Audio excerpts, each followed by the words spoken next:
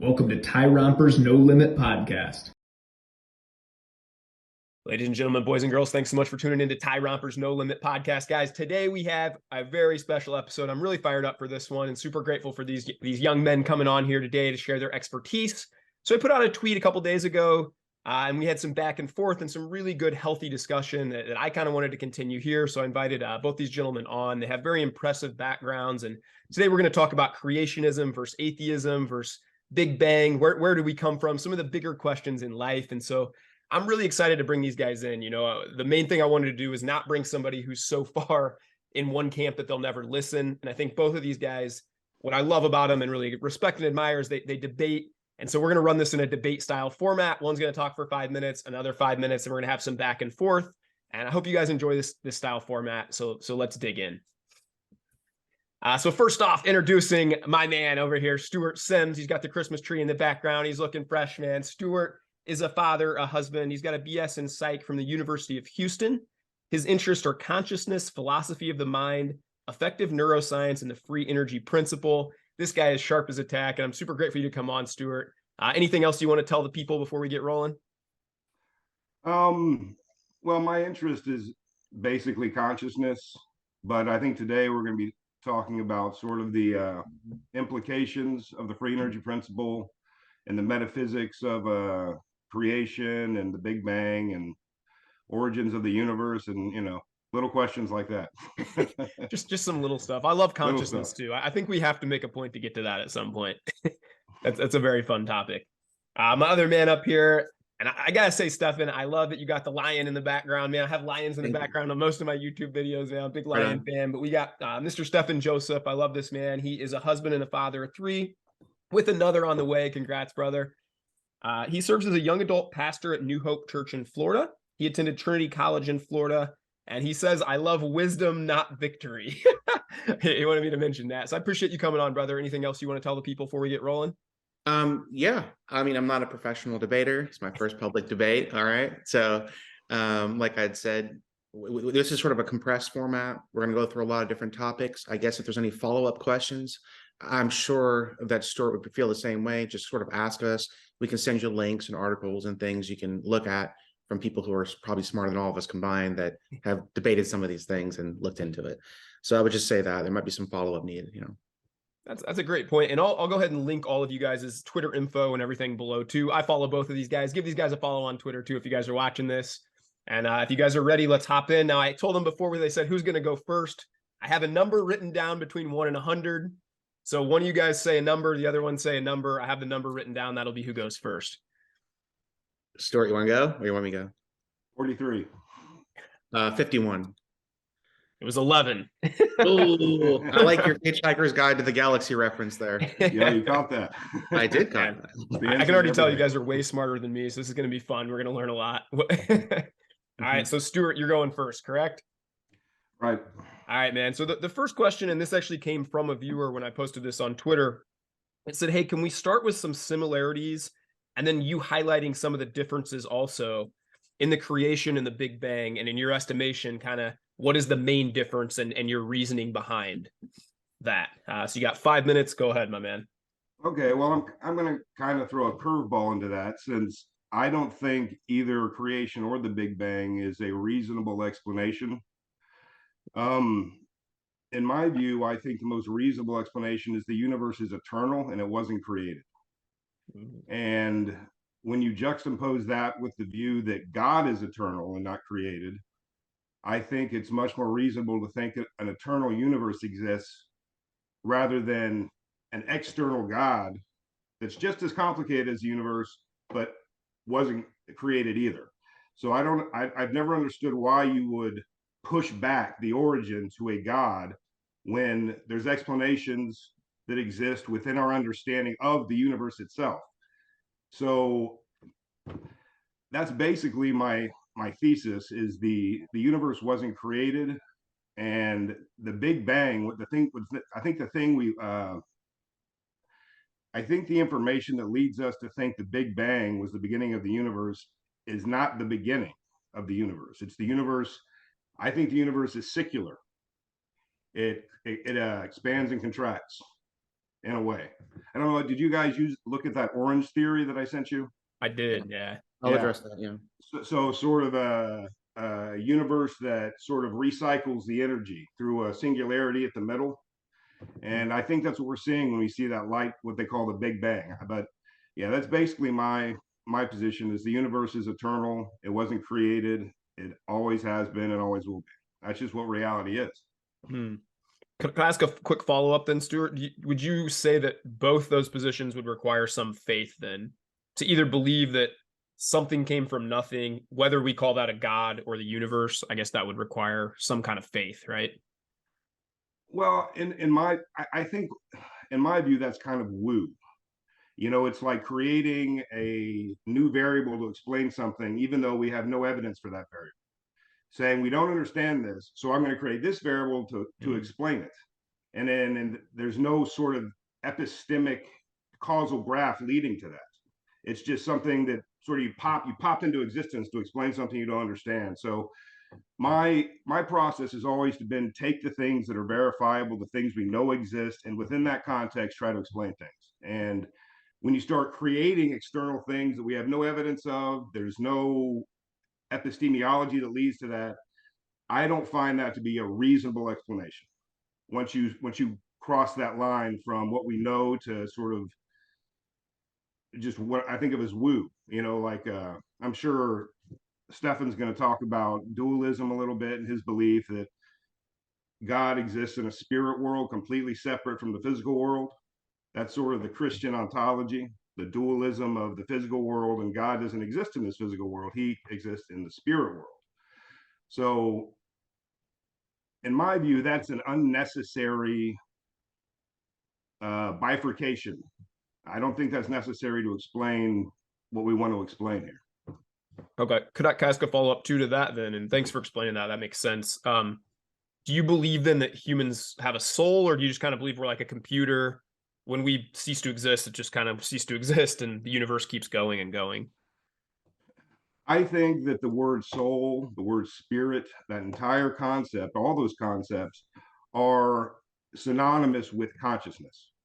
Spirit means consciousness. So of course we have a spirit. We have an animating subjective experience inside of all of us. Our fantasic mind, our imaginations, all these things, the ancient, metaphysics calls that the spirit. Today we call that consciousness, but they're the same thing. And if you read the Bible and every time you come across a term or reference to spirit or soul, just replace it with consciousness, and it changes the semantic content of what you're reading, because it's not some magical thing. It's something we know exists. We know consciousness exists. This isn't a hypothesis. I don't have to hypothesize that the spirit exists. I know it does because it's consciousness. We all have it. It exists. Trying to explain it is the issue, not if it exists or not. And as far as life after death, I absolutely do believe that there is something that happens after we die with our consciousness. Speculating what that is, I think, goes beyond what we can actually do right now. I don't think we have enough information to speculate how exactly that looks. But I do think there is something of our consciousness that extends after death, yes. I think that's fair. I love how logical you are about everything, man. The first thing I think when you start talking is you'd make a fantastic poker player with how logical and based you are on these answers, man. Yeah, you don't want to mess with me with poker. Sorry. All right. That 5 minutes is up. Just so you know, too, if you guys are on a roll talking, I'll put up a one finger to mean you have 1 minute left. If we're still going on that. All right, Stephan, question to you, my man. Go for it. Your 5 minutes. Okay. So I think that the idea that the universe is eternal is called a steady state model. And if we were in the 1300, or if we're in a pre-scientific era, that would have been a completely, valid inference because you had no way of knowing otherwise. But the thing is, we're not in the 1300s. We're talking about what I agree with Stuart's idea and epistemology that we need to start with what we can know to infer about things that we don't know, right? So what do we know? We know because of Hubble, for example, the universe is expanding, all right? the redshift and that kind of thing. We know because of Einstein that there was an actual beginning to the universe, the theory of relativity.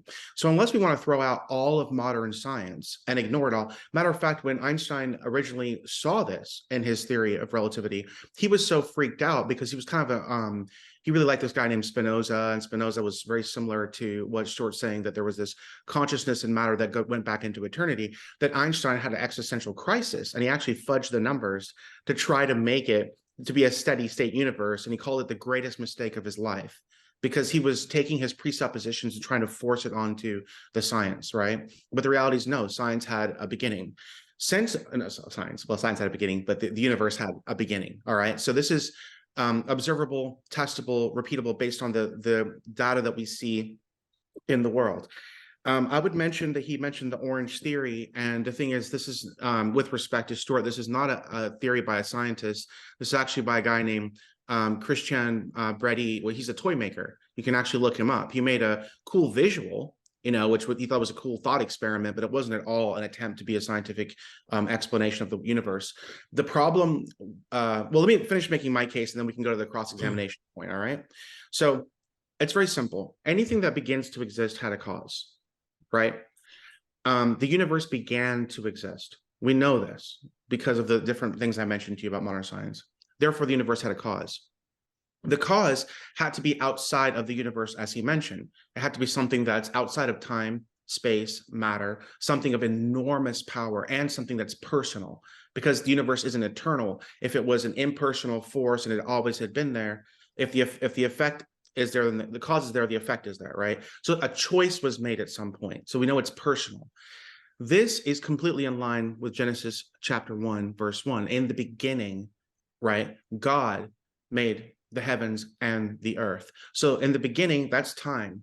The heavens, that's space. The earth, that's matter. What's really remarkable and interesting, I could just point out, is that you could actually infer the triune nature of God from some of this, because you see a unity and trinity in everything that we look at. For example, in time, there's past, present, future. In space, right, there's length, width, height. In matter, there's solid, liquid, gas. There's this triune nature because the triune God put his stamp on creation. So the creation points us back to God. So when we use what we know, what we can observe, what we can see, we can get to inferring. It's not a blind inference, it's a logical inference. Wherever we see information, we see mind. Wherever we see this level of organization, we see mind. So that's basically what I would say. Now, as far as, was it 6 days or 13.5 billion years ago or something like that, we can get into that. I think, to put it bluntly, it's very difficult to talk about the age of the universe because time, space, matter, the speed of light, these all exist in relation to each other. Okay. It's a ratio. The thing is, if time and space are moving more quickly, which everyone agrees at the Big Bang they were, sorry, I'll wrap it up. Oh, Then at the beginning, light was moving almost infinitely faster than it was now. So if we look back and try to get an age out of it, it's sort of using our present measurements, we end up in all kinds of weirdness. So I don't really care about the age of the universe. I don't really debate that because I don't think it's really justifiable to speak with that in confidence.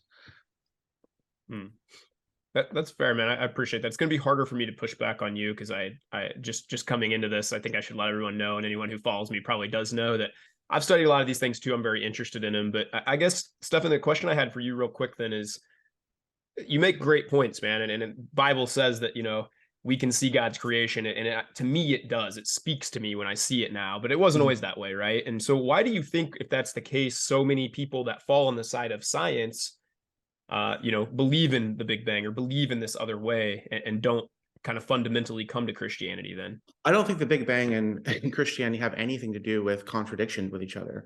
I think some people paint themselves into a corner that think that unless there's the 6-day creation is literal, which I used to believe when I was a younger Christian because I was kind of told, oh, well, you had to believe that. But that's very local thinking. You're not looking at the broad scope of Christians across the world and across time, because the early Christians had no access to these arguments, and they looked at Genesis 1, they're like, oh, that might be metaphorical for an extended period of time. So this is not like so that's the first thing. Okay, you don't have to commit yourself to the truth or falsity of the Bible according to an understanding of like how old the universe is. It's just not necessary. There's nothing that makes you do that. All right.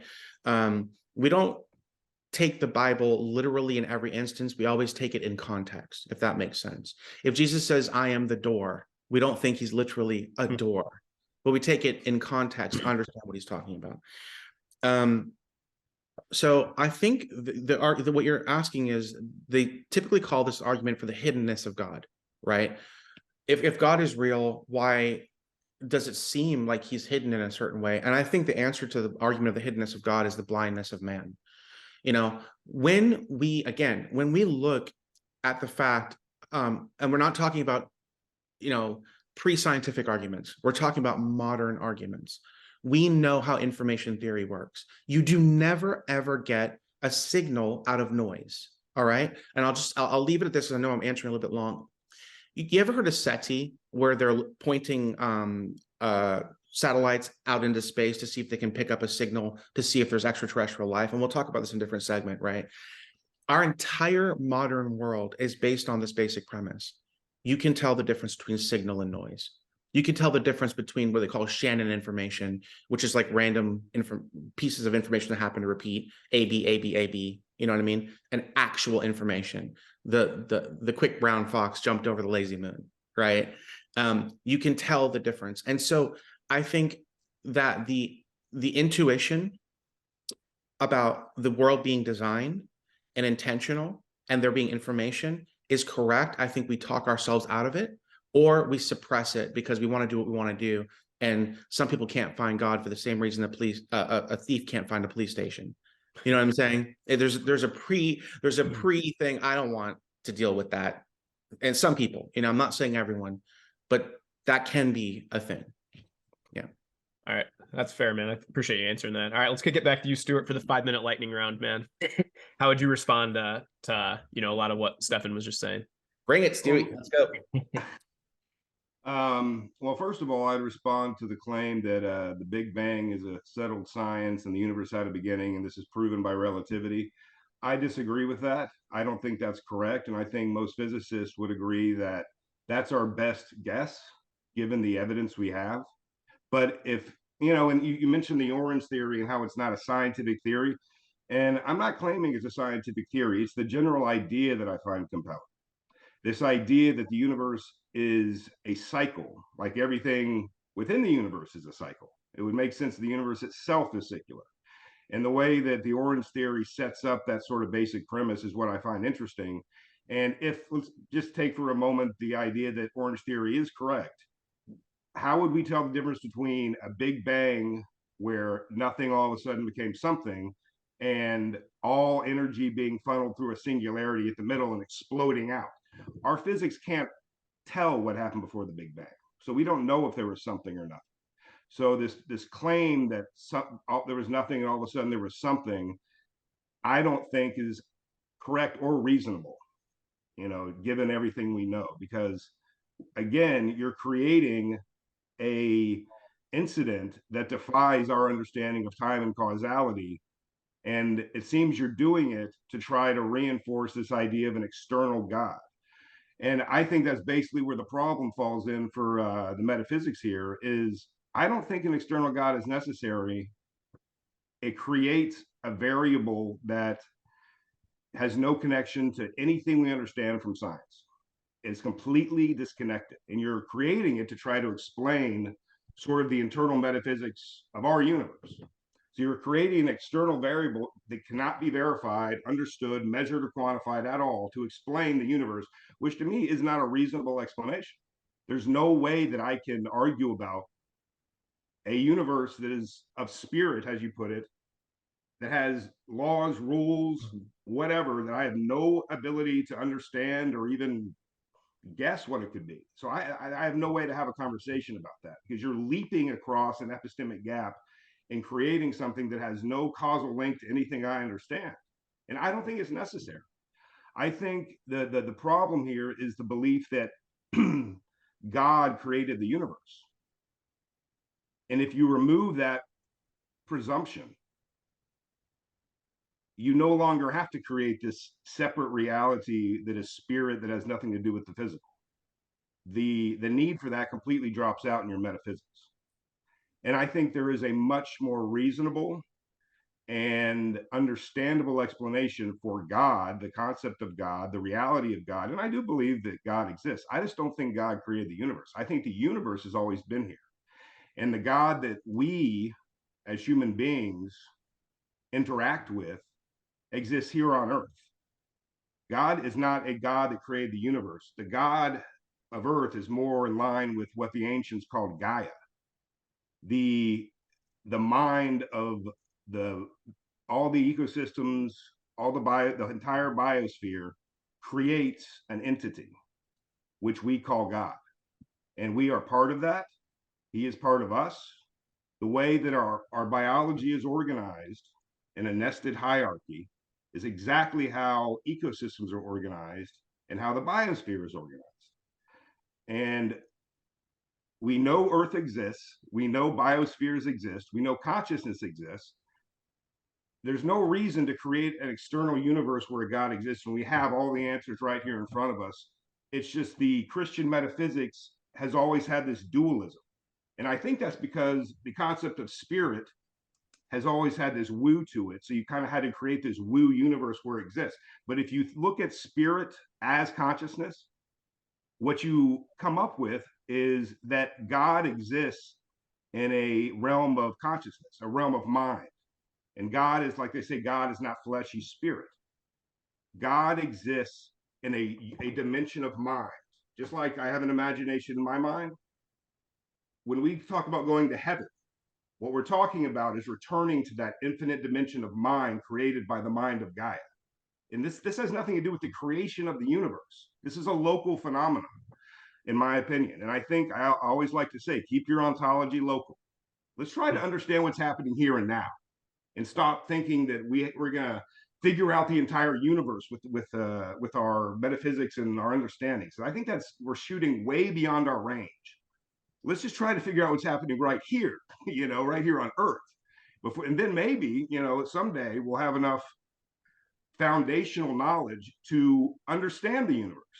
But I think we're putting the cart before the horse by trying to explain the whole universe and then sort of narrow that down to explain Earth and life and consciousness. I appreciate that, Stuart. All right, Stephan, you got a 2-minute rebuttal, brother. 2 minutes. Goodness. All right. Well, with respect, I disagree with Stuart's hand waving of all of modern science. We're talking about Hubble. We're talking about Einstein. We're talking about him saying, yeah, there's this cool graphic I saw with respect, Stuart. And I just think it works that way. I don't think that is a valid epistemology. I don't think that's a valid way of approaching truth. He also mentioned the Gaia hypothesis. And, to just break that down, I think that is one. I would say a lot of Stuart's arguments are ad hoc. He's just making them up as he goes along. Again, with respect, Stuart, I like you a lot, but this is debate, so I got to say this, right? Secondly, I think the Gaia hypothesis is post hoc, meaning you look at something that's functioning and you go, well, it must be consciously making itself do that. Let me give you a great example. Let's just bring this all the way down to an aquarium. If I put together an aquarium using my intelligence, and I put together the aquarium, and so that everything's balanced, right? And it's all existing really well within the aquarium. That right there, you don't look at the aquarium and go, well, it must have brought itself together. And we just don't have time to talk about the deep implications of what he's saying, but that's basically what he's saying. It just brought itself together. No, actually, the fact that it's well balanced and it's alive and that kind of stuff means that there's design and intentionality behind it. So I would encourage anyone to also, one of the things I want to push back on is that again, Einstein or Hubble or Boyle or Kepler or Newton, or go down the list, that, listen, science arose specifically between the 13th century and the 17th century in the Christian West for a reason. The idea that the universe is not God, it's a created thing, and that we are made in the image of God, and we were created to understand it. It was a unique belief, right? And that's why within that, and this is something that secular scientists, atheist scientists, the history of science people will all tell you, those conditions uniquely created the environment in which science blossomed and bloomed. All right. In a world where you're not sure what's real or what's not, if matter's God or if you're God, and, am I the butterfly or is the butterfly me, this kind of stuff, right? It's not surprising they may have had engineering, They may have some mathematics, but they never got into science, which is, you know, the observable, testable, repeatable, that kind of thing. I would like to talk, if it's okay for me to say one more thing. If not, Stuart, you can, you know, shoot me now. All right, one more thing, which is, I think there's a very powerful explanatory power in understanding that the universe is designed but fallen. Okay, so let me give you an example. If we saw a car that was crashed and we had never seen a car before, but we got out, and I would propose this is what's happening. The person who looks at it and has the inference to design and from design, they look at the car and they go, there is no way this is a naturally occurring phenomenon. It's what we know about information and design, even if I've never seen this before, that is speaking to design. Then the other person says, it's not perfect. Look at it. This part clearly doesn't work, supposed to work that way, and that's broken and whatever. This clearly wasn't designed. And I think that person number two would be wrong. And I think in the same way, when you look at the universe, just because we live in a universe that's clearly running down, it's not eternal. I mean, there's so many arguments that the universe, entropy, thermodynamics, we know these things. If you leave something outside in the elements, it breaks down. It doesn't get more complex. It doesn't cycle. Okay.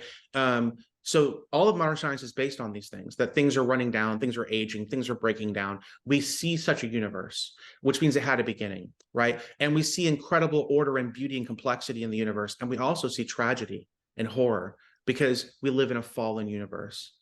And we see the same thing in ourselves, which is why we need the Savior, our Lord Jesus Christ, to redeem us. I unashamedly preach that gospel. I was hoping you'd get a plug in there, Stephan. Good job. Oh, we going for it. Well, I appreciate you guys going in on that one. This kind of follows the same line, question two, and that's, let's talk about the complexity. Let's just talk about DNA. Let's talk about consciousness a little bit, and how, I mean, little probably we understand even, you know, I know we have trillions of cells in us, right? And we can't begin to grasp the complexity of one cell yet. Right. That kind of speaks to definitely the complexity of the vast universe, and both of you have kind of alluded to that. Hey, there's some things we just don't know, right? So I guess the next question was, can you speak on the complexity of everything that happened? I guess to piggyback even off what Stephan just said, Stuart, you get to start again, but I guess how does order come from nothing? How do you, you know, how would you go about explaining that, I guess? Well, that's a really interesting question, and I'm going to have to bring up the free energy principle here, which I don't think I have time to go into in too great a detail, but just quick and dirty. Entropy tries to destroy everything that exists by creating, by making it reach a thermodynamic equal with its environment. So if you put an ice cube in water, it's going to become thermodynamically uniform, because that's what entropy is doing, correct? That's the force of entropy. So how do we explain complexity within that context? What is the force? What is the principle that causes organization, even though entropy is trying to destroy everything and tear everything down? That's what the free energy principle explains. And this is a new understanding and a new view of not only physics, but that view creates a new reference frame for a new metaphysics. And this is really new stuff. It hasn't really been explored yet by, you know, philosophers. There's not really a metaphysics agreed upon for the free energy principle. So these are my views, okay, on something really new. Okay, so basically what happens is, inside everything that exists, there is an internal state that is separated from the external states by what's called a Markov blanket. And you can imagine a cell. A cell membrane or cell wall is the Markov blanket. It separates the internal states from the external states. Are y'all following me here? Everything that exists has this. It has a Markov blanket, it has internal states, and has external states. What the free energy principle has shown is that everything that exists, the reason it continues to exist is because it minimizes free energy. And what that means is it minimizes surprise. Anything that happens that is a surprise causes free energy to exist inside those states. And the way the thermodynamics work, and the reason we have self-organization, is because those internal states will do anything possible to reduce free energy. And this creates a system that is not only modeling the external states internally, but they're also predicting the external states. So inside of a cell, all of that is going on inside of a biological cell is a model of exterior variables that it is modeled over time. And this happens in the simplest thing, like an atom. A simple atom has a nucleus. That is a Markov blanket. Inside that nucleus are quarks. Those quarks have created a system by which they minimize free energy, which means they are predicting. It's called active inference. They are inferring what's going to happen next based on prior information. That's a form of intelligence. An atom has a form of predictive intelligence. It learns and it predicts. If you take that basic fundamental thermodynamic property and let it evolve for 13 billion years, what happens is you get a nested hierarchy of Markov blankets, where you have an atom that's predicting, and then you have a group of atoms that's predicting, then you have molecules that are predicting, then you have organic molecules, and it's all a nested hierarchy of predictions. So once you get to biology and consciousness, that is a logical evolution of that thermodynamic characteristic. Because what consciousness does is it provides top-down information to that nested hierarchy of what's called homeostats, things that are trying to maintain homeostasis. So my consciousness perceives the world and hands down that information to the hierarchy of homeostats, so everything can maintain its homeostasis. Okay, this happens at a very simple level with atoms and molecules, and it happens at a much more complex level with biology, but it's the same thermodynamic principle, and it's completely explainable by science. And I'd like to point out that in the whole history of science, there has never been even a hypothesis for how consciousness can exist. Not even nobody's even attempted to create a hypothesis of how subjective experiences occur in biological systems until now. That's what the free energy principle does. For the first time in human history, we have a scientific principle that's fundamental to everything that exists. This is what existence is doing. It's minimizing variational free energy inside a Markov blanket. And this creates a sort of what's called a Bayesian generative model, where you get information and you make predictions. And if there's prediction errors, it updates those priors. So the next time you're going to make better predictions. That is a fundamental intelligence that exists in all matter, inorganic or organic. And that basic thermodynamic intelligence is what consciousness leverages to create our subjective experience. So in summation, the panpsychists like to talk about consciousness being fundamental. In my view, what the free energy principle shows us is that it is intelligence that is fundamental, not consciousness. Consciousness is an evolution of this basic thermodynamic intelligence. Oh, so I appreciate that, man. I'm probably going to listen to that a few more times after we record off. I've been sick for the last week, and so I've been studying the immune system, and all I could think when you were saying that is how complex it sends these signals down to attack your virus, and then when that doesn't work, it sends new cells and they replicate and they fight, and it's so complex, but it is gaining information all the time and sending it down. It's just fascinating, man, how that works. But well, the model that the free energy principle, what's implicit in the free energy principle is this model of how consciousness works. And basically, if you'll forgive me, Stephan, this won't take very long. And I can go into more detail. Same time on the clock, so I can respond, because he's saying so many things I need to respond. I know you do. I'm sorry. Basically, real quick and dirty again. Human consciousness exists in the body. It's called embodied cognition. So let's look at it as our organ systems. Your digestive system, your reproductive system, your cardiovascular system, your immune system, all of those systems are they're agents, they're sentient, they're conscious. Okay? Your reproductive system has wants and needs. It has things it wants to do. Your digestive system has things it wants. It wants this, it wants that. It has all these desires and emotions.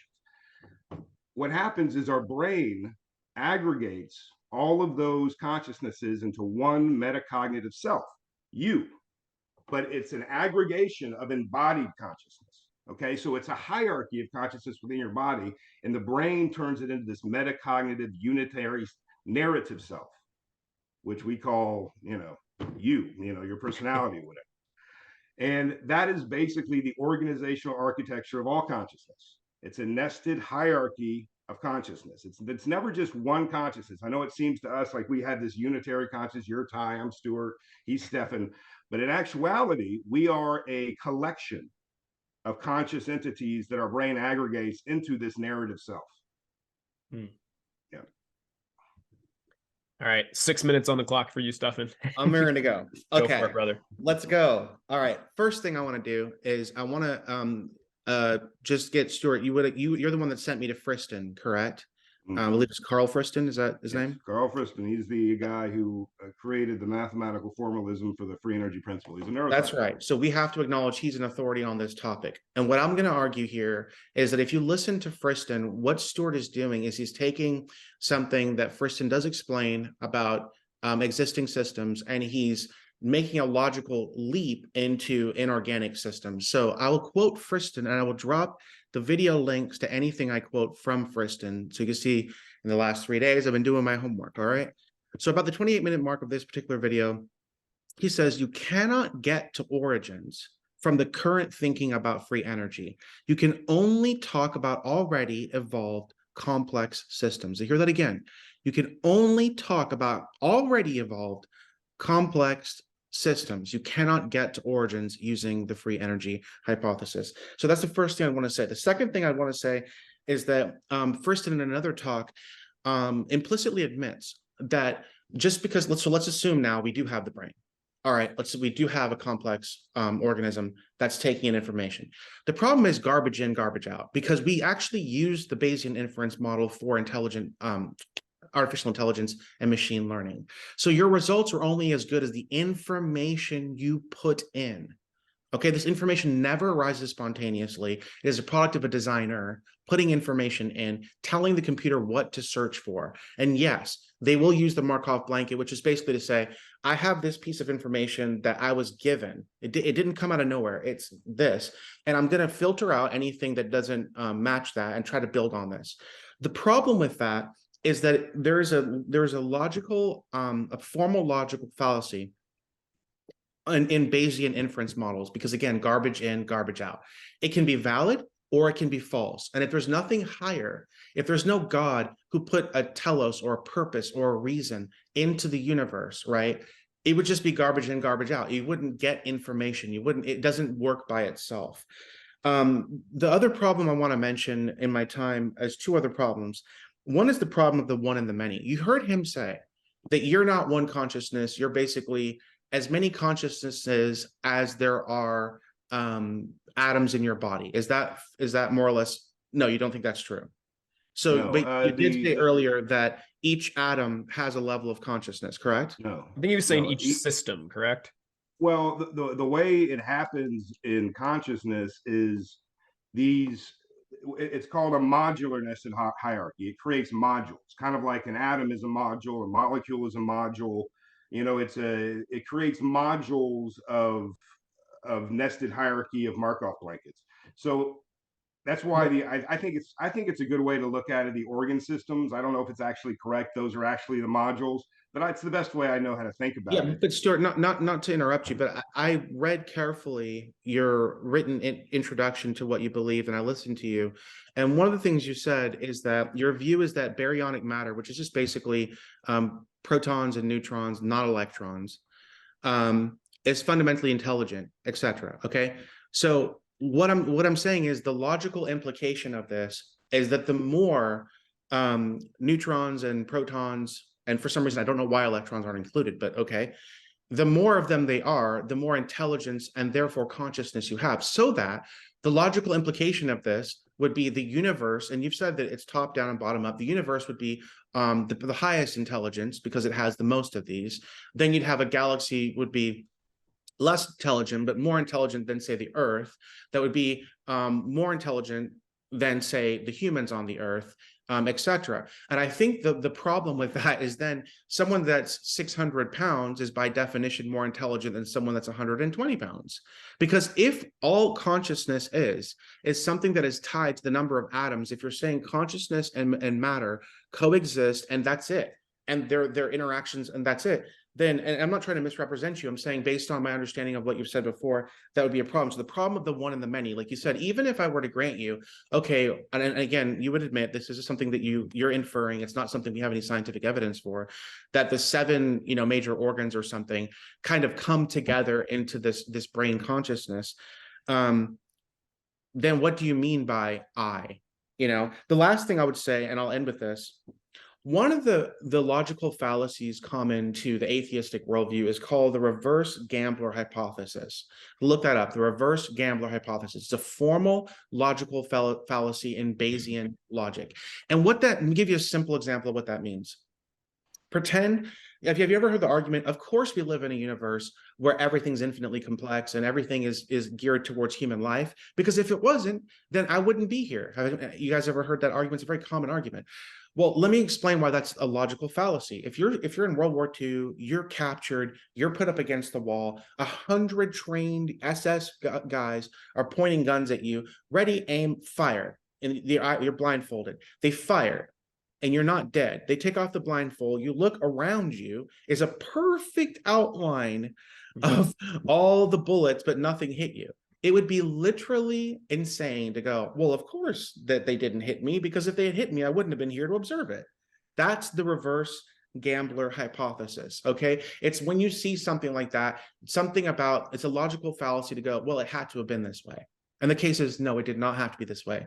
I will end my time, because I think I might have hit time, so I don't want to be rude. I appreciate it. I got to say one thing, and then we'll pass it back to Stuart, that, I can just speak that my wife weighs less than I, and she has a PhD and is much smarter. I have to disprove that point right there. So, let's throw it back to you, Stuart, for a couple minutes, man. Okay, well, I think I need to. I didn't explain my position very well, since Stephan misunderstood it. Intelligence is not the same thing as consciousness, and I think that what the free energy principle does is it forces us to redefine what intelligence means, because the common thought process is that intelligence is a product of consciousness. For intelligence to exist, there must be consciousness to have an intelligence. Basically, that's the idea. Like, consciousness comes first, and then consciousness gets more intelligent, right? What I'm saying is that consciousness and intelligence are not the same thing. Something can be extremely intelligent but have no subjective experience. Okay, consciousness is subject of experience, which is different than just having an ability to anticipate what's going to happen based on a thermodynamic self-organizing characteristic. That doesn't mean there's a subject of experience. It doesn't mean there's a thought process or a self. Okay, so I am not saying that the more atoms there are, the more conscious you are, because in my view, consciousness, subjective experience, is a biological phenomenon. It doesn't exist in organic systems. Subjective experience occurs when a population of biological cells, which are connected. Well, Stuart, was it okay if I point out the leap you just made there? Which one? Right, because you're leaping from inorganic matter, which has no consciousness, and when you say intelligence, my pencil is moving, but there's no sensory data it's picking up. There's no sense of past, present. Oh, that pencil is receiving all sorts of thermodynamic information that continue to exist. The temperature in the room, the pressure, everything. That pencil does perceive the environment around it, but it has no subjective experience. It's a thermodynamic perception. There is no subject. There's no narrative self within that pencil. It has a thermodynamic perception, which is a type of intelligence. But it doesn't have memory of the past. It does have memory of the past. It's called a thermodynamic prior. Everything inside that pencil has a memory of everything that's happened to all those molecules, and it's a type of memory. And it doesn't have a telos. It doesn't have a purpose or an intention. I would say that when you leap from the natural thing that, like you said, it has an experience, it drops, but it's not aware of that experience. Right. And to our knowledge, that experience is not stored anywhere as data or information. There's no scientific experiment that can take this pencil apart and find the data information. That's not true. That's what the free energy principle does. It is shown that the models inside, those thermodynamic models, not only are models of the environment, they actually predict what's going to happen. They're Friston making said that only applies to complex. That's not what he I will said. drop the quotes for the audience. I think He we'll move on past deals this mostly with biological systems. If you listen to what he says at the beginning of that, he says everything that exists does so by minimizing variational free energy. Everything that is what existence is doing. That's what he says at the beginning. I'll drop the link because otherwise it'll be you and I saying what he said, and I can drop the link and they can listen to it themselves. I don't want to, but anyway, well, just to sum up, the distinction between intelligence and consciousness. Consciousness, I think, occurs when a population of cells connected by gap junctions and ion channels create a unified experience, meaning a population of cells, whether it's bacteria or eukaryote cells, they have a shared experience, and that creates a subject, because all of the experiences of every single cell is aggregated together into one subject of experience.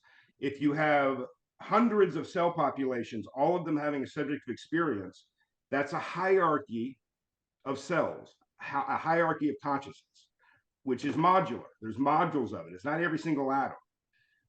So an organ system would be a module of consciousness. And all of those modules of consciousness are aggregated by our brain, and that creates our narrative self. My point is that the distinction between intelligence and consciousness is really important here, because I'm not saying that if you get enough intelligence, you're going to have consciousness. You can have a whole universe of intelligence and not have consciousness if there's no biology. I think subjective experience is a characteristic of biological systems and not inorganic systems. Right. And I would just say that there's a jump from, if you have the problem of abiogenesis solved, you would have multiple Nobel Prize awards. That there is no way to get from inorganic matter to matter. That's what the free energy principle does. It gives us that bridge. Well, because anything that exists will do anything it can do to minimize free energy, which is surprise, minimize surprise. That is a sort of a telos, as you'd call it. That's what it's doing. Yeah. It's minimizing surprise, which is a type of predictive active inference. Yeah. So if we could, let's do this, because again, I believe Friston is pretty clear in what he said, that you're taking what he said only applies to already evolved complex systems, and you're applying it to inorganic matter. So let's leave that aside because we're not going to agree on it. Whose time is it? Because I have a couple other things I want to bring up that are sort of a different realm. We'll give you a couple minutes, and before we go, I do want to say, we get a lot of people watching over here on Twitter, and guys, this is what you need to do. When you don't agree on things, look at the respect between these guys. Hey, is it okay if I go? Hey, go another minute. This is what we need more of in life, in my opinion, of people that can disagree on things, but have intelligent conversation. So I just want to bridge that and say, I really appreciate you guys doing this. All right, let's throw it back over to you, Stephan, for a couple minutes, and then I'm going to make you start first next time, Stephan, so Stuart can respond. Oh, I'm sorry. I wanted to respond to a couple of things that Stuart had sort of dropped. And of course, in this, it can be a lot to respond to, right? So let me try and hit a couple of things. One, there's nothing irrational whatsoever by saying that the created thing will operate according to different constraints and laws than that which created it. If you imagine the game Mario, if you guys ever played video games, right? Mario's in Mario World, and his world operates by certain laws, and they are fixed laws that he cannot break, all right? But the creator of Mario is not even remotely bounded to those laws. Another example would be dimensionality. Here's a two-dimensional plane. If we were going to talk about aliens, I would bring this up about levels of thing, but you're not breaking the laws of the two-dimension by a three-dimensional object passing through it. The two-dimensional person can only perceive what's happening, on this edge of this plane as it's happening, right? So they're going to see change shape, radical changes in shape, and all that kind of stuff. So dimensionality would be a big thing. The other thing would be on the idea of non-physical but real objects, like mathematics, okay? So this is very important. If you're listening and we've gotten caught in the weeds, I just want to bring this back to the fact that this proves we're not in a purely physical universe, all right? There are real objects that are non-physical. They are not tied to any atoms whatsoever. Mathematics is a good example. All right. Mathematics, where does the number 3 exist?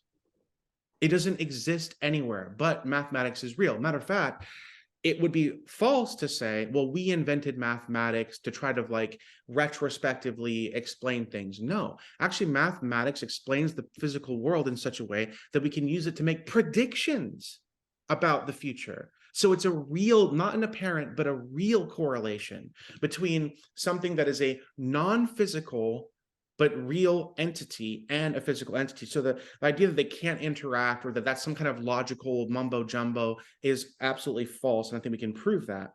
You have other things such as logic. And this is a banger. To me, this is a drop dead banger. You cannot find logic in any physical substance anywhere. And logic, we presuppose logic in order to have this argument. We presuppose it's real. We presuppose it's validity. And it's perfectly logical to believe in logic, even though you cannot provide a logical proof to believe in it by definition, right? Yeah. The same thing with goodness and beauty. The same thing with science. There is no scientific experiment that will tell you what the beautiful or what the good is. There's no scientific experiment you can possibly do to tell you if the Nazi scientists were doing something horrendous and evil and the Allies were doing something good. Moral judgments and moral absolutes and moral statements fall outside the realm of science. So I just want to bring that out because scientism itself is false, and mathematics proves that we don't live in a nominal universe where all that exists is matter. It proves that there is what they call realism, that there are real non-physical objects. I hope that wasn't like confusing or too much. Feel free to beat me up on it or ask questions or anything. So whatever. All right, Stuart, go back at him for a minute, man. Come at me, bro. Well, let's talk about this assertion that mathematics is something that doesn't exist in our reality, and I can't point to something that is number 3. Well, first of all, I think that's demonstrably false. I mean, I'm on the edge of my seat, Stuart. Go for it. Okay, so that's demonstrably false because what the number 3 is a representation of something that is occurring within my physical brain. There's what's called a neurocorrelate to the number 3 in my brain. That's where that number exists. It's an abstraction that we're using language to describe. And where that abstraction lies in the physical world is in my brain, or in the brainstem, or wherever that information is stored and retrieved. That's where that information is physically located. I am using language to describe that. Doesn't mean that it doesn't exist somewhere physical or it doesn't have some physical correlate. The assertion that God exists in a universe that has no physical correlate, in my estimation, is magical thinking. If there is a mind that exists without the physical, how is the information that creates that mind stored, retrieved, collated, organized? There's no physics that describes that. There's no one. You're using science to create the existence of something that completely defies science. Okay, the existence of a universe that is not tied to the physical. And this is not a new argument. This dualism and materialism, and this argument's been going on for thousands of years. So we're not going to solve it here. Can we focus on one of those two? Can we focus on the idea of where does the number 3 exist to begin with? Right. Okay. Well, in response to what I just said, how would you like to proceed from there? Well, I would like to say that how we come to know something, right, doesn't say anything about its truth or falsity. That's called the genetic fallacy. So even though if we can explain that how I come to know the number 3 is because these certain atoms in my brain move this way or that way, or my mother told me, 2 + 1 = 3, or whatever physical phenomena, that does not speak to the reality or unreality of mathematics. And the thing is that mathematics, again, it's not a localized phenomena of the brain. We can predict, not on an individual basis, not as a personal phantom, but anyone, anywhere, can predict, especially this is what the theory of relativity and other modern science and Hubble and all these predictions about the physical world, using mathematics. And there are so many papers written even by atheists about this phenomenon. It's not something I'm coming up with. It boggles the mind. Why should mathematics predict the physical world, not just explain, but predict with such absurd precision? There's no explanation for that on a materialistic universe. There's no justification for that. Well, I mean, if you want to start talking about why mathematics predict things, I would have to invoke somebody like Stephen Wolfram, which I don't know if you're familiar with him. Wolfram physics. Wolfram, I think, was the progenitor to Thomas Nagel. No, Wolfram is a modern guy. He's still working today. He's a computational scientist, computer scientist, and he's created something called Wolfram physics, which deals with what he calls the causal hypergraph of reality, how reality evolves. And there are things in the universe that are predictable, but there's also things in the universe that are not predictable. They're called computationally irreducible. And there's some things that cannot be predicted by mathematics, and there's some things that can, Yeah, I'm not saying things such as like human nature. I mean, obviously, I'm not a materialist. I'm not saying that things that are non-material, like consciousness, consciousness is material. I'm not saying it's not material. That's exactly what we're disagreeing. Consciousness, so that the correlate of consciousness is in the physical. There's no other way that it can be explained in a reasonable way, because once you remove the physical, how is that information stored? How is it correlated? How is it retrieved? How is it accessed? I mean, all of those questions can't be answered if you remove the physical. Now you're just talking about magic. You're talking about ghosts. Yeah. You're talking about a spirit that exists in some way. The Mario example I gave, the Mario example and the dimensionality example I gave show that there's perfectly logical grounds for understanding that just because in our world things operate a certain way doesn't mean it's some kind of logical fallacy or nonsense to say that the world, the universe that we have is contingent. God is not contingent. He is necessary. He's outside of time, space, and matter by definition, the same way that the creator of the Mario video game is not bound to the laws of the video game. It would be absurd for Mario to sit there on his little mushroom and be like, if someone made me, man, they would have to be stuck to these laws. And it's like, no, that's by definition. And it would be nonsense to say anything could exist outside of my limited world. This is why simulation theory is something that a lot of people are trying to go towards. Actually, we're in a simulation. It's too designed. It's too perfect. It's too complex. We're in a simulation, but that's another thing. Sorry, Tyler, we have gotten into... I love simulation theory. That's a fun one. We'll have to come back and do a whole new one on that, man. Yeah. But you had other topics you wanted to discuss. Yeah, I appreciate it. We could move on to the first one, and I'll have you start this one, Stephan. We kind of hit a little bit like young Earth, old Earth. I kind of know where you fall on that, so we can kind of skip that. But how do you kind of go towards, I guess, say dinosaurs, say some of these things that people will bring up that, a worldwide flood, some things like that people will dispute against the Bible. Hey, you can't prove these things. Some people will say. And then maybe what other questions specifically would you fire back at Stuart to say, well, how can you get to this without a creator? Oh, well, okay. Let me drop my challenge to Stuart on the front end, and then we can get to my part, which would be, if the universe is eternal, how do you answer the problem of an infinite regress? If you're not familiar with that, basically, it's impossible to have an actual infinite. Okay, you can have a mathematical infinite, but an actual infinite would be impossible, because to traverse an infinity, we would never arrive to our present moment. All right, and you can look that up. It's a logical problem, and it's eternal is not the same thing as infinite. They're two different things. Sorry, was that? Eternal does not mean infinite. Eternal would mean that eternal means it's always existed. It doesn't mean it's infinite in size. Eternal means it was not created. It'll never end. It's infinite in time, not in space. You see what I mean? Yeah. Well, if it's infinite in time, then the passage of time would be a big problem. But we'll talk that one through. So let me try to answer those hot topic questions on the flood, on you said dinosaurs, all that kind of stuff. So I think the freedom of dinosaurs is a more personal one, because I have a 7-year-old daughter asking me a lot about this too. So. Okay. I think there's a lot of freedom as a Christian to have different views on this topic. I think it's phenomenally interesting.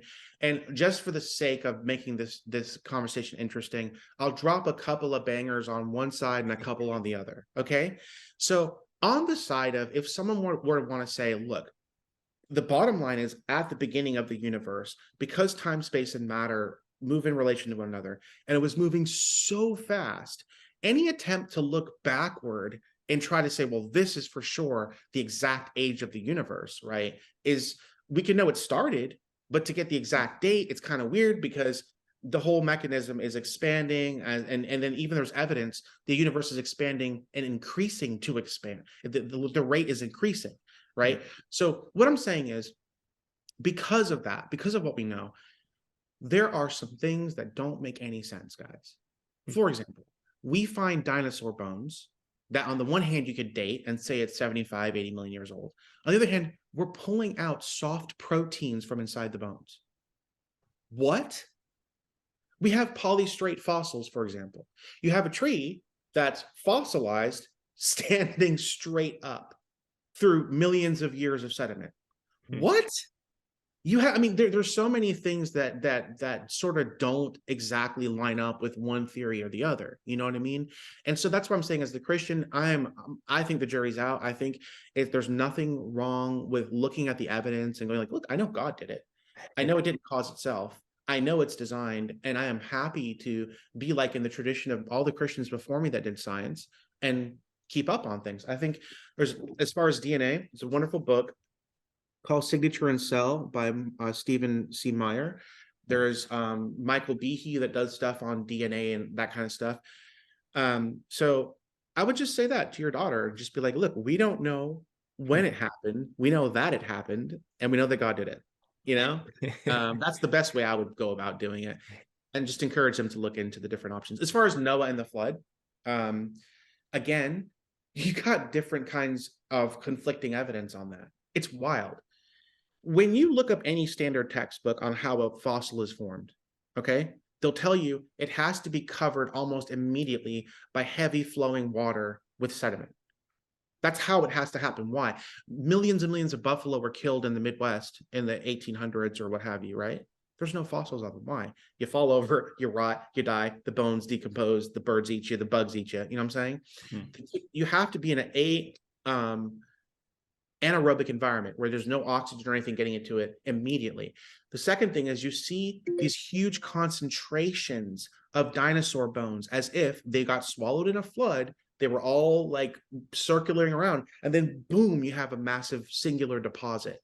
You see things like the eruption of Mount St. Helens, where we used to think, okay, to have something that looks like the Grand Canyon, it has to take X number of millions of years. Mount St. Helens erupts, and we see something happen instantaneously. So catastrophism versus gradualism. There are things that can be equally explained by something happening gradually and something happening catastrophically. And so I just give that to you for fun thinking, for your own exploration and your own, amusement. I appreciate that, man. Thanks for sharing. All right, Stuart, you're up, brother. I'm not really clear on the question here. What's the question? I guess, how would you push back at Stephan, number one, on some of the things that you can even just go what he said before? What do you think are the fundamental logical in fallacies, or anything that you could kind of tear down that he said? And then, relating to the Bible or creationism, what do you think the biggest problems are?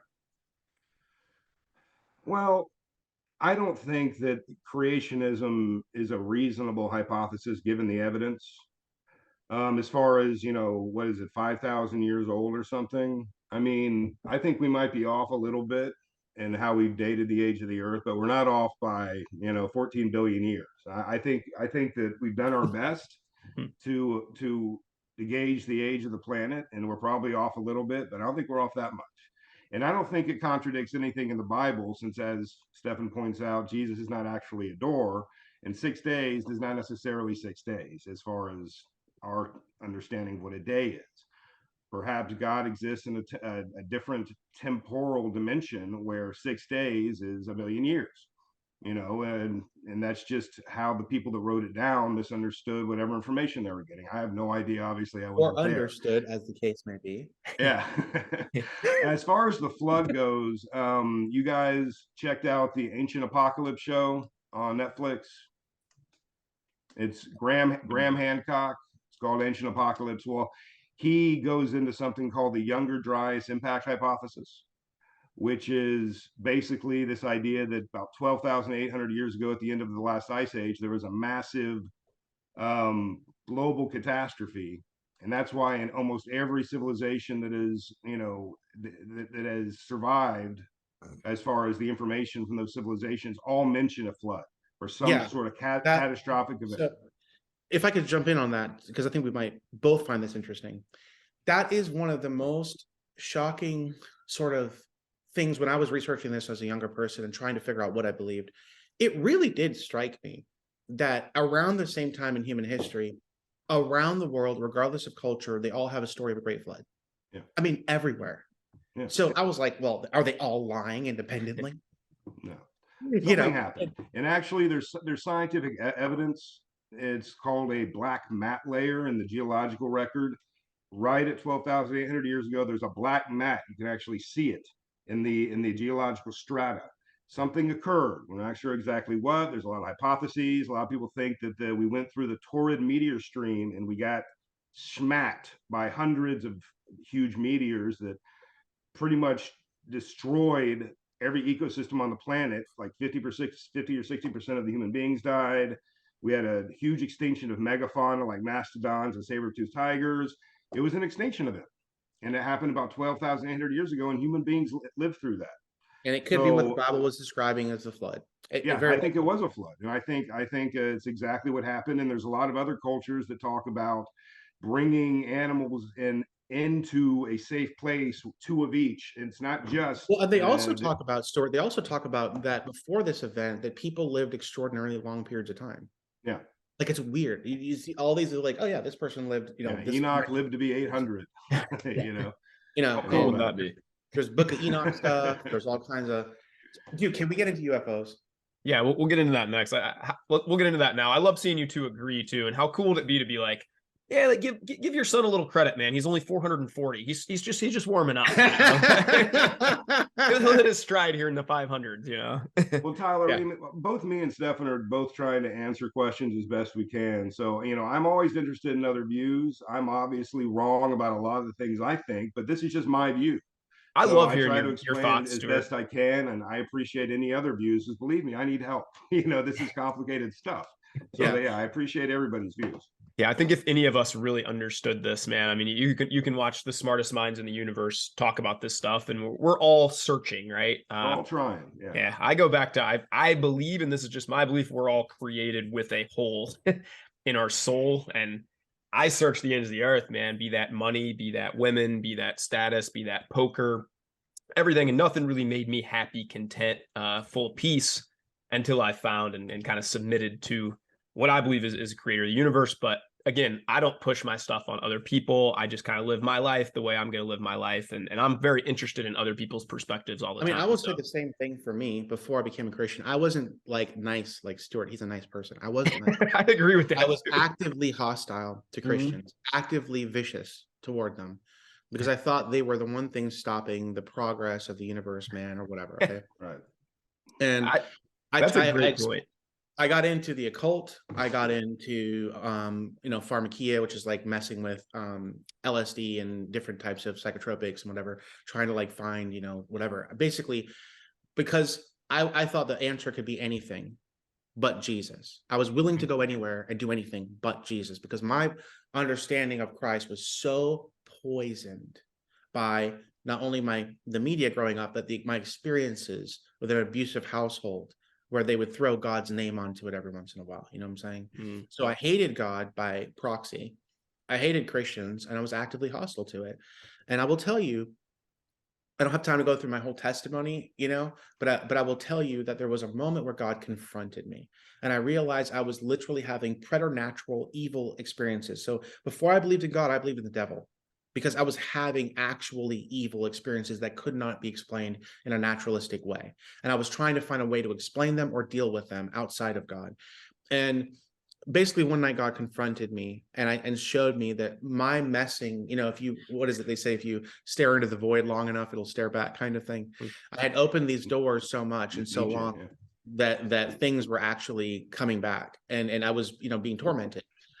And I didn't know what to do. And basically I said, God, I need to switch sides. I realize I'm on the wrong side. And what he confronted me with is, listen, to rephrase it into a proverb that comes from Hungary, I think.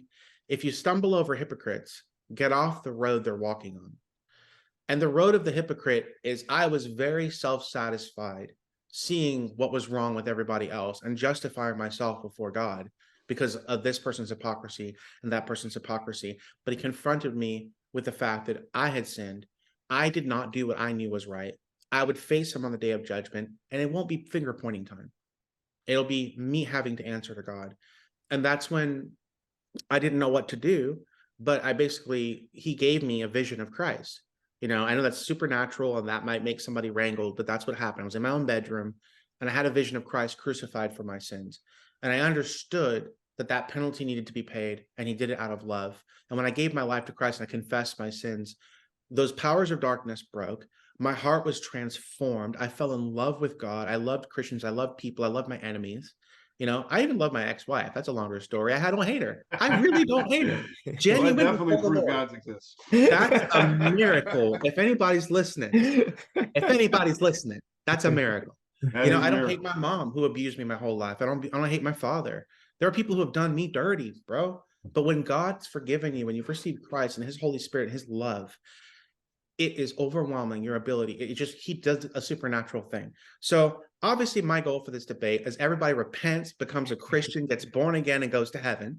All right. That's my goal. But the reality is, I think it's reasonable and rational and logical. I don't think it's ad hoc or just some thing in the sky. I had every incentive not to believe in God, but he changed my life.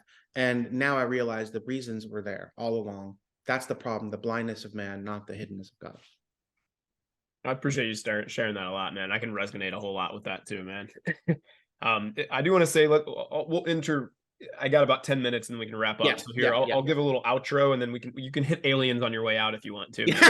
Let's go. I'm very interested in that one, but I do want to thank Stuart, especially you, for coming on, because I think too, you definitely knew what you were jumping into, right? You got a pastor, you got this crazy dad who just puts Bible verses on Twitter and is shouting videos when doing wind sprints about Jesus and things like that. And so I do really, really admire you, man. This is something I would not have done before I came to Christ. I can echo what Stephan said. I basically said, anybody who needs to go to church is weak. I'm not weak. That was pretty much my mindset. I appreciate you. I don't feel that way at all. I actually, I was raised Southern Baptist, and I went to, the Crusades. Remember the Crusades? Billy Graham stuff back in the day? Yeah. And I felt the Spirit, and I accepted Jesus when I was like 10, I think.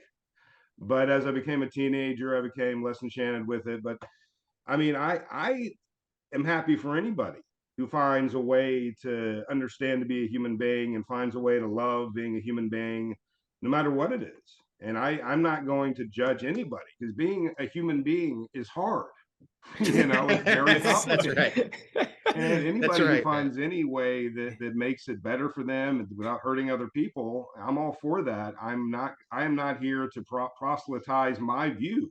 My view is just the way that I have found that helps me understand and helps me deal with being a human being. And if other people find value in that, I am super duper happy about that. If you don't, it's no skin off my nose. I hope you find something that makes you better and makes you happy. So that's kind of my view of that stuff. Yeah. Imagine the world if everybody took this view, man, of you two coming on today. Like there'd be no war, man. We'd all find ways to get along and help each other. It'd be amazing. We'd probably have discovered different galaxies. I always think how powerful mankind could be if we worked together instead of always fighting each other for little power. It's an amazing thing. I appreciate you saying that, man. Well, why don't you guys take a few minutes each and kind of give an outro? And Stephan, you can hit the aliens on the way out if you want. Okay, that's a heck of a thing to hit in 2 minutes. Oh. Just kind of throw it in there in a minute, man. Go for it. Go ahead. Well, who's ending? Who started? I started. Stuart started. Okay, so then I would end, but then that means you would go first, then I would go out. Okay, I'll go first. Okay, so aliens. All right, so my metaphysics, the free energy principle, the evolution of complex systems, I think there is definitely somewhere in the universe conditions similar to Earth where there is biology similar to Earth. I think that the most likely explanation as far as alien life is it's going to be microbial. I think that macro life like ours is very, very unusual. I think it's very rare for not only for it to exist, but for it to persist for any great length of time. But I do think that anywhere we find conditions like ours, where you have, the Goldilocks zone of the planet, you have water present, you're going to find biological life, because everywhere we look in the universe, we see the evolution of the elements in the periodic table. It's not like if you look in a neighboring galaxy, there's elements that we don't know that's just, they're a mystery. Everywhere in the universe, the same elements have evolved. I think given the information from the free energy principle and the evolution of how inorganic becomes organic, there's definitely going to be organic life in other places. I think organic life that's like ours, macro life, is going to be much more, or it's going to be very rare. So my position is it's going to be rare. It's going to be ephemeral. I mean, it's not going to last very long. It's going to pop up and go away. And also, you always have the thing where you have civilizations like ours that just destroy themselves, because I'm sure, being a human being is hard. I'm sure being an alien, whatever they are, is just as hard, because being organisms like this, being a physical organism with this conscious experience, is a difficult thing. And the more intelligent you are, the more emotional you are, the more difficult it becomes. So as far as aliens go, I think there's probably microbial life all over the place. I don't think there's civilizations like ours very often, and if they do, they're ephemeral. They pop up and go away. So Stuart, I gotta stop you there and say that people ask me all the time, like, how are you so happy? And it's a lot of your answer right there. Dude, it's so rare. You couple that fact, all the elements that have to work perfectly, plus there was 500 million sperms racing for one thing, and I won the race, man. Like, you couple those together. I'm a poker statistics guy. Like, for me to wake up today, do you know the odds it took for me to wake up today? It's just like, how can you not be happy and smile and grateful for, like, just to see your surroundings, to have chats with you guys on stuff like this? It's truly amazing, man. It's a gift if you look at it that way. And yeah, I appreciate that perspective, man. All right, Stephan, take it off, brother. Stephan, I think people don't have that sense of wonder because they're committing the inverse gambler hypothesis. Because it's happening, it must not be special. All right, so aliens. First thing we want to do is there's something called the Drake equation. All right, the Drake equation is where they put together a series of things that said, okay, if life arises spontaneously and naturally without a supernatural cause, like if this is just something that happens, here are all the elements that would need to happen for that to happen.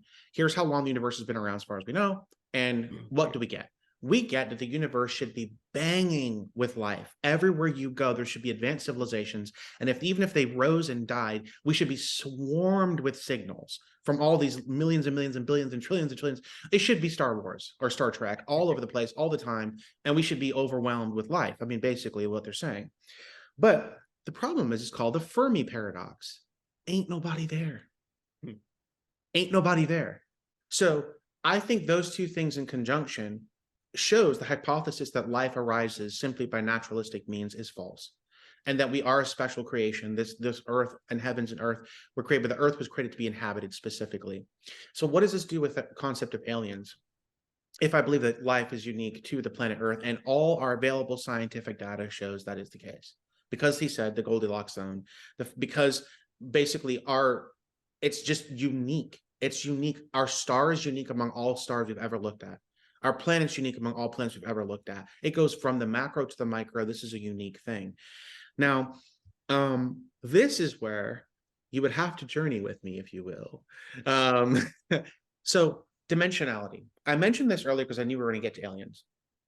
When you look at all these encounters people have with aliens on this earth, two things stand out to me that are shocking. One is they seemingly constantly violate our known laws of physics.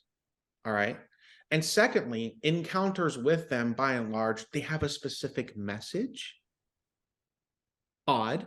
So the two things I would want to point out is that if we're trying to look at it in a naturalistic closed system material universe, it does not make any sense what we're seeing. It's not possible for them to take right angles at 6,000 miles an hour, whatever stupid number they're moving at. And we have video of it. Yeah, like with lots of 60,000 video. feet to under the ocean in half a Yeah, second, just right? with no splash, nothing. These violate the known laws of physics. However, if these are beings that are not interspatial, but they're like, extraterrestrial, they're extra dimensional, like the Bible says, there are angels and demons. These are beings that are personal beings that are non-corporeal, but can interact with the corporeal world, which goes back to his earlier objection. And what I'm saying is a being that's of a higher level of dimensionality can phase in and out of our dimension without any problem. There's nothing logically incoherent about that. And the data that we have shows that is in fact the case. You see a cube falling through a two-dimensional plane. Again, the perception of the plane is that it's breaking the laws of two dimension. It doesn't make sense.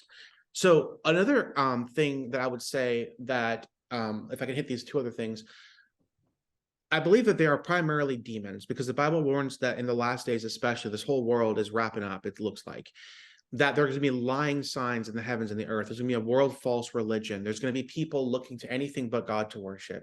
And if these demons basically appear, first of all, whenever they have these experiences, they're always torturous, horrible, demonic torture, psychological torture. People lose their minds having encounters with these things, even sane people afterwards. And there's a whole series of documentation of these beings responding to someone saying, in the name of Jesus Christ, stop. Like thousands and thousands of people who had these visitations from these evil spirits and these things. Some people let them in because they thought they were ascended masters or aliens or whatever, but actually they were being tormented. And when they came to Christ, they broke. And I relate to that and understand that. I was deceived into this stuff. It's just demons. The Bible says that Satan can appear as an angel of light.